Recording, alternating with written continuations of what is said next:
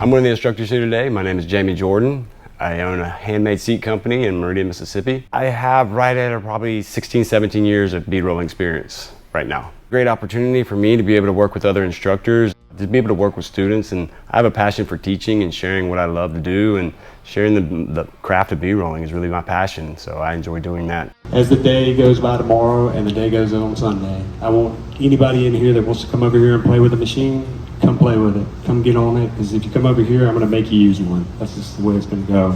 I've got a bunch of stuff drawn up and kind of laid out in the back, but we'll get through stuff as you have it. You might come over here and have a question that might be flanging or rolling some type of weird something or another that you've done at your own shop. We'll get there. We'll figure out what it is. But for me, I was telling them the two main functions in this machine is obviously going to be your up and down here, and then your adjustments by moving in and out with these washers. That is what's going to be able to allow you to not warp up a panel. And that's the biggest thing that everyone wants to know, is how not to warp up a panel. If you're warping up a panel, it just means you've overstretched it in one small area. And that small area is usually between that roll where you've just pitched it in there. Every bead roll has an 1/8 of an inch offset set in them. But when you lock them in place and you just hammer it down and you run it all the way around, that's just going to warp it right there in between those two marks. So for me, it's always going to be about going light passes, trying to get something moving, get the metal to move a little bit. I think we did this one just a second ago, and we're just kind of playing around, just a little bit of light pressure on this guy, just to get it moving. And then each one of these are kind of spaced out a little bit different. So everything's going to be multiple passes on what I do. So this one we ran it real light with this one, and then we're going to go over it again with another. Well, we ran it with this one, then we'll go over with this one, then we'll go over with this one. And each time we do it, we're not going to add a lot more pressure, maybe just a little bit here or there. But by changing the gap, it changes exactly where that contact point is. So you're stretching it over to another point, which is actually going to make the bead a lot wider. And so you're not really looking for depth, you're looking for width. And by adding the width, you're going to get the depth, because you're going to be able to stretch it more and more and more. Every time the die makes contact, it's at a new point, which is going to actually cause it to look like it's raised up a little bit more. There's really not much to this stuff. I wish I could, entertain you for an hour and tell you all this wonderful stuff, but it's not. It's just really kind of get in here and get after it. I'll run this one for you guys if you want. We have another panel over here. I don't know where it was. There it is. So on this one, this is kind of one of the first panels I try to talk everybody into going home and practicing on. You can do one here while we're here. The first thing that a lot of people get confused about is they just want to crank down on it, and I don't want you to ever do that. I want you to learn how to feather into a line and feather out of a line. And so by doing that, we have different marks on here. There's hash marks. And so whenever you're doing it, I want you to learn how to just start somewhere, and each one of these little marks right here is going to be an indicator to where, okay, we make contact right up around here. And so by the time I get at the gas, and I bead roll my shoe off. I don't know if you guys do. Y'all can all laugh if you want, but it's kind of always been my thing. Yeah, I was waiting on that. So as you're going, what I'd like to see you guys do, if you ever want to try this at home, is going to be, as you get going, you want to just give it a little pressure and move to a new hash mark as you go. And whatever that hash mark is, it's up to you with your settings. And as you run it, as you cross back over, I like to see you try to be able to back out. And then you can run it one way, spin it around, and go back the other way. So we'll say it again. And through that 2 inches right there, we pretty much did almost a one turn right there. And then just kind of hold it straight. And then do the same thing. And by doing that, it's going to teach you how to fade in and fade out. And the reason you want to do that is if you've never noticed somebody's doing bead rolling work and they've got a nice little circle that comes back around or something, and there's a dent at the beginning and a dent at the end where they kind of line back over, the reason they did that is because they just turned it down and cranked on it and went for it. So if you learn how to feather at the beginning as one of your first steps, it'll keep you from ever having those little dent marks in there. One of the other things we'll work on is trying to get tight corners. When you have an outside corner, it's going to be a lot different than an inside corner. Making circles and radiuses. Inside radiuses are a lot harder to make than outside radiuses. A lot of times whenever I'm running these bead rollers, I always run these dies too, by the way. These are just stencil rolls. So they're that's what we call them. It's my product. They're just step rolls. Don't get confused, but it's just because they have this little nice blade on them right here. If you were to grab any of these dies here, and use them for a little while, like a regular step roll, the only thing that's going to make contacts is just these two little edges right there. Because when it goes through there, it's at an angle anyway. So if you've got something with a lot less contact right there, you've got a lot more ability to be able to rotate and spin and twist as you're going around through panels. So I'll call these step rolls. They're stencil rolls, but this is what they are. It helps when you're doing something like this because you can actually get in there and spin around and twist and make these turns. I'm gonna go ahead and do this one. And like I said, I'll do this. We've already ran it on this one just to get it going a little bit. We'll run it on this one, and then we'll run it on that one. Each one has a different gap instead of me switching them out each time. It's not as exciting as Chris's stuff. I don't make a lot of noise over here. How important is your table height? To me, tables obviously, when you say table, I don't see how you can bead roll without a table, to be honest with you. Bead rolling without a table is like you holding it, me welding it. It ain't gonna work. And so the table actually doesn't do anything more than just balance the metal right through there. And so what you want is that metal to go right through the middle of the crown of that bead roll and stay right there in the middle of that crown. And so as I'm running this one, you see I got a square corner here, but it's an inside corner. And as I get to this inside corner, I'm gonna stop short just a little bit. And the reason why is I don't want it to cross over on that end. And always when you're coming to corners, you always want to stop short. Everybody has this thing where they think that just because they drew this line, they need to run up to it. But if you do that, you're just going to cross over the other bead roll and you're going to pinch it and crease it in that little corner, and then you're not going to work out. So if you don't like what you've done, you can always go back in there and tighten it back up a little bit and clean it up as you go. But try to always stop short no matter what it is, on inside corners or out. So, and as I go, I always just try to give it a little gas as I go. It's kind of muscle memory for me at this point. I don't think too much about it. But if you see as we run these, I'm never going to go past kind of right here. And that's a feel thing for me. It really is. This machine has a little bit of a delay, I guess you'd say, so it kind of goes a little longer. So it takes a little bit to get used to. But the straight lines are boring. If you want to get good with bead rolling, the best thing you can do is to take like a 6-inch DA pad. Take a 6-inch DA pad and take a piece of metal around this size, and then draw you a bunch of circles, like a spirograph. I don't know if you remember when you were a kid in high school, you would all circle these little things around. Do those. And if you'll do those, you'll start getting really, really good with bead rolling, because nobody ever practices making a turn. Everybody's good with just running that straight line until they have to make the turn at the end of the panel, and then they go, shit, what happened? And then they realize it just hits or something's going on there. But if you get your hands used to being able to be free enough to move as it goes, then you'll get better with it.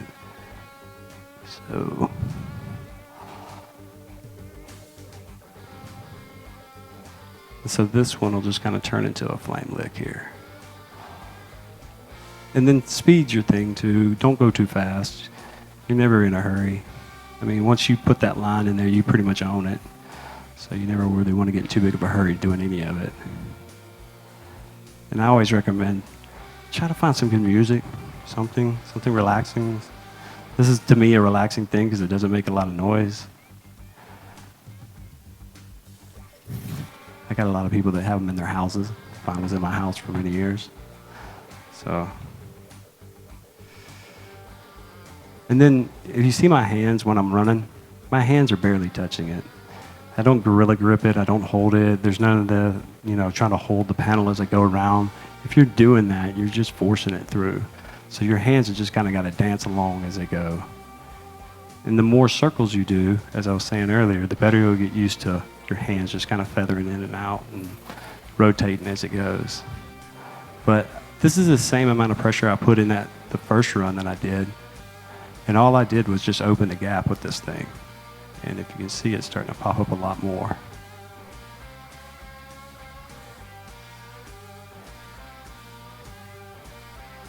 And then we have some panels behind that are pleats. I don't know if you guys know the little triangle pleat thing. We have some of those, we'll do those.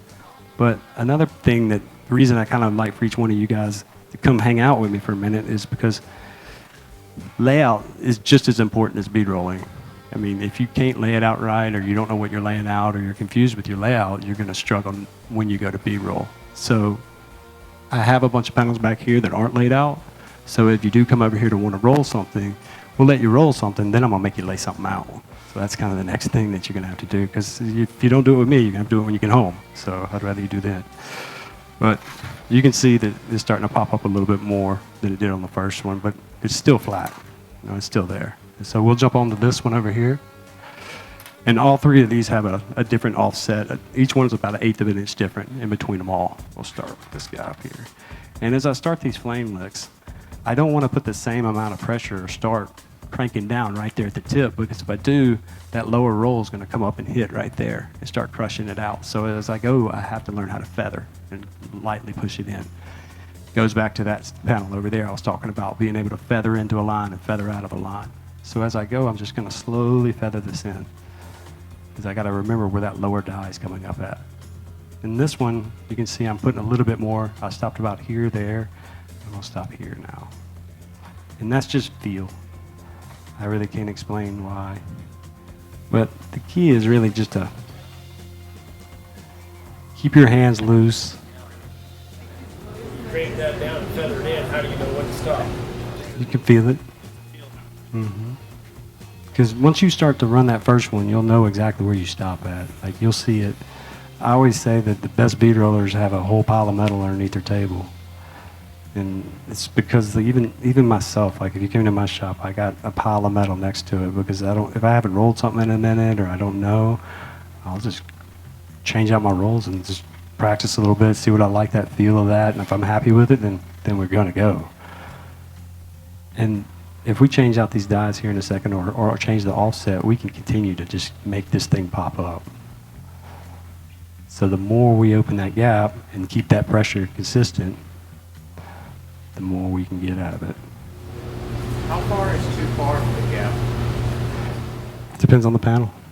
I mean, these dies can go up to almost 1 inch if you flip them. So if you run them one way and you can flip them the other, because they're identical. So when you open them up, you can make it as far as you want to go. Now, it's not going to step it up, it's going to step it out. So thinking about width. Width is more important than depth, because the width is going to give you the illusion of depth. Is really what you want to see, because you're actually killing all the dead space in there. And so the wider you can make that bead, the better it's going to look, the more volume it's going to move, the more metal it's going to change. So that's kind of how I approach it.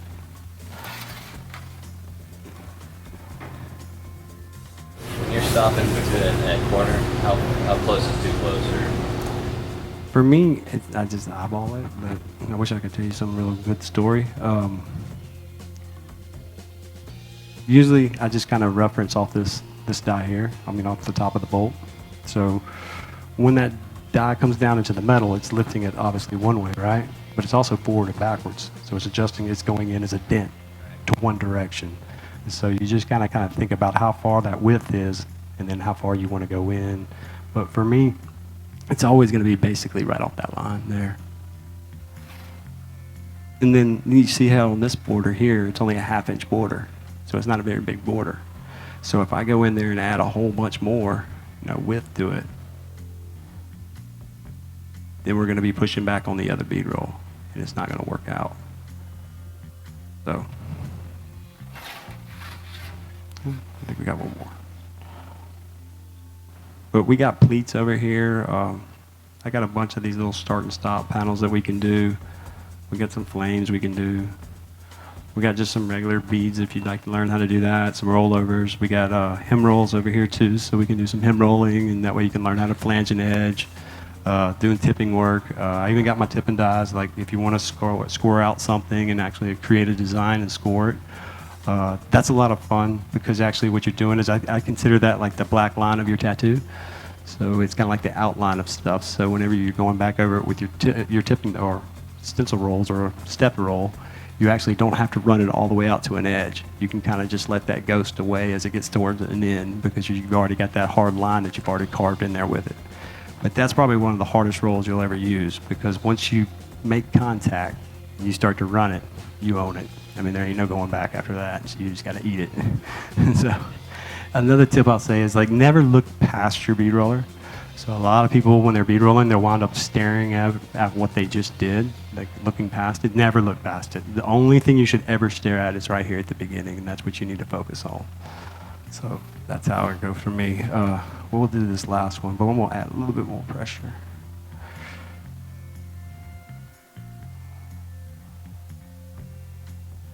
And like I said, as I'm getting close to the end, that's where feathering comes in.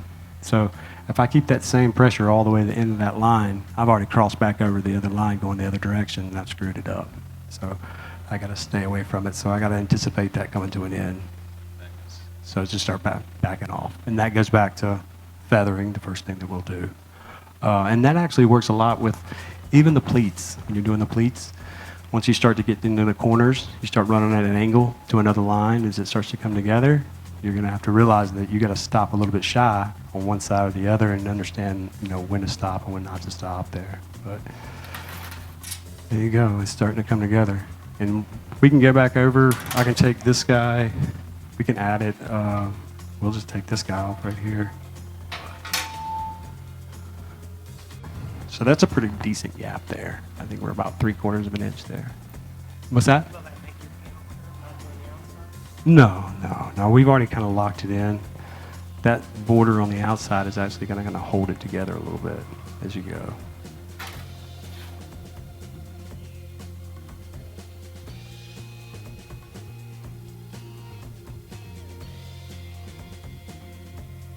And keeping your hands loose is another key. Never try to gorilla grip this thing. Don't try to hold it in place or try to grip it like that. If I look over and you're bead rolling and you're holding it, I'm going to slap your hand. I'm just going to tell you right now. And one of you will do it, and I will slap your hand. It always happens. You can see the more I just open that gap, the more it's going to keep getting wider and bigger. So it's not depth, it's width. And that's the more important than this. So just remember the width is going to be there. So we'll jump back on this guy. So see if we can't try to make this border a little bit tighter and then try to make this a little bit more crisper too. So just because we went wide doesn't mean that we can't go back over it with another gap. And so now that we have it kind of formed up here,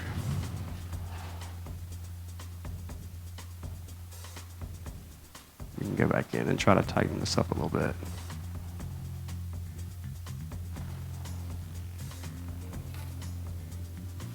Thank you.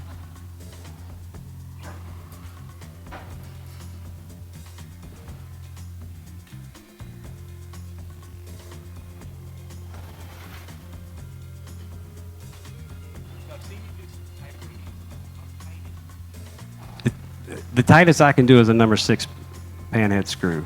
Now I don't know if that makes sense to you, but it's all going to depend on how wide your dies are. So the width of your dies are going to determine how tight you can do. Because think about like an 18-wheeler. You got one wheel over here, you got one on the outside, and it's pivoting around another, right? So he's in the parking lot, he's trying to turn around, one's stopped, one's pulling. So however wide that gap is, that's going to determine how wide of a circle you can make, how tight it can be. So that helps you there.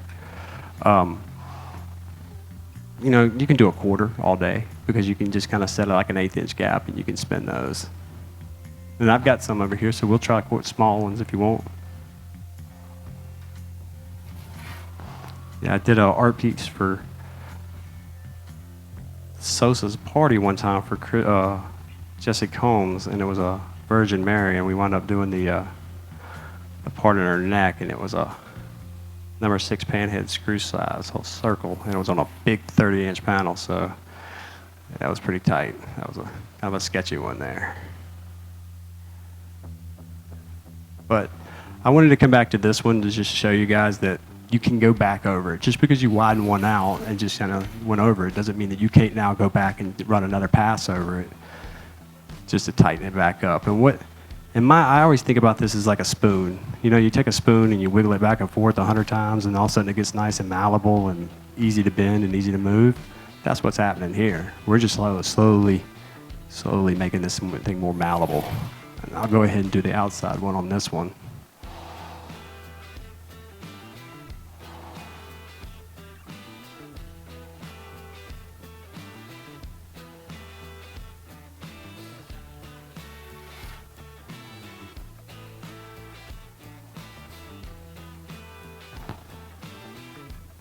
Yeah, whatever you guys want to learn. I know everybody's probably got something different in their head that they probably played with or learned or used, and everybody's got different experiences with this thing. So some people probably never touched one, some people probably used a bunch. And it doesn't matter either way. Come tell me something, teach me something too, you know. I'm that way.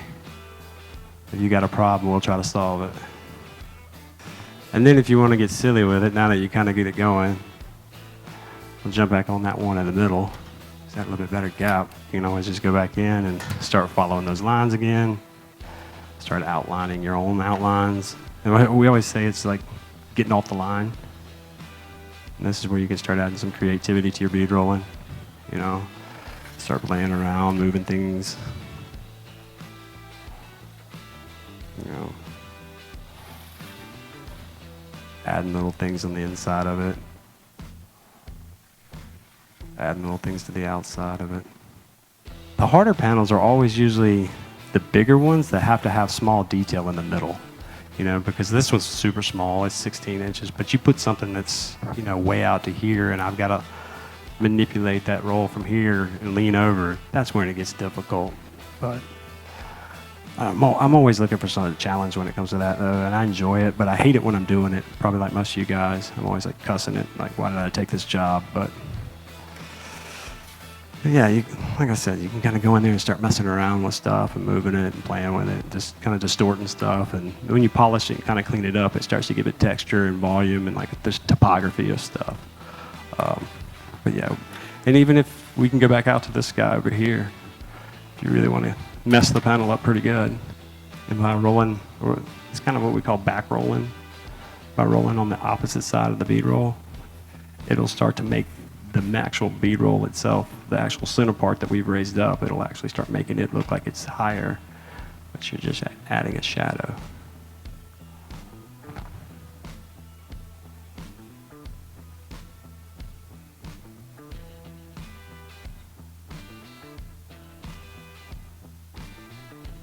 I don't ever like to see a flat spot. Now, when I'm doing logos for people, you can't overwork a logo, because eventually it doesn't look like the logo anymore, because it just is what it is. But when you're doing something like this is just what I consider more artwork, so you can just get in there and have some fun. Does that make sense? Everybody got a rough idea of how this thing works? Yeah, we could do a radius, but what you're going to get is not so much of a crisp edge. You're going to get that nice soft radius. And the wider you open these up, it'll kind of give you that same effect there. I mean, even a softer edge would do this. Yeah, it would do the same thing, but you're kind of locking it into that one line as much as you're going to be able to do. And I got some in here that have a little bit more radius, and we can try that tomorrow if you want, or now, whichever way you want. But yeah. And then there's skateboard wheels are really fun too. I personally don't use a skateboard wheel a lot, like a lot of people. I take all my skateboard wheels and I cut them in half, and I only notch it down like I would a step roll, and I use it as a step roll. So I'm only pushing off of one side, so they're not just smushed right in the middle, because if you go down in the middle, it's just gonna be like a pillow. It's gonna shoot them off both ways. So if you go use it as like a step roll, where you cut one notch one off of it and just kind of push off of one edge, you can really stretch and move. But the problem is when you do that, you are really, really going to move some metal. So that means you're going to have to then go back with tighter dies and tighten it all back up and try to clean up that stretch, because you're going to really stretch that thing up and make it pop. But skateboard wheels are a lot of fun too, so I got one of them and we can play with that too. Tip and dies, I enjoy them a lot, just doing flanges and stuff like that. So I mean, I'm sure whatever he did was right. We have some rollover dies, so we want to do a hem roll. So if anybody wants to do a hem roll tomorrow, we'll do some hem rolls and kind of play with that. So that way you can get used to doing it. It's really simple. I mean, the hardest part about the hem roll is just making sure you get that first line nice and straight. And then once you get it straight, then you're good to go after that. Everything else, just make it deeper and fold it over. That's that. It's not so much about the machine for me. It's really just about, the most important things to me is being able to have good control up here, a good adjustment, and then that pedal stopping and starting when you want it to stop and start. So as long as all those things are driving and you got a decent table, it doesn't matter what machine you're on really for me. They're all kind of the same. Yeah, I think we're good.